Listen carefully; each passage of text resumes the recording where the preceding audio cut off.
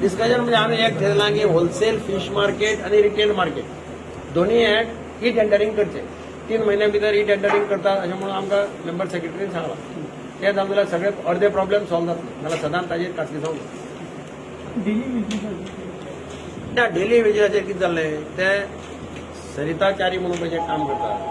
ताणें इलेक्शन ड्युटीक थंय काम केल्लें कलेक्टरा मध्ये इलेक्शन ड्युटी वेळार शेनवार आयतार ताणें काम केल्लें म्हाका ताजें म्हणणें कितें शेनवार आयतार ती बरोवन दिता कलेक्टर की ताणें शेनवार आयतार आमचें काम केलां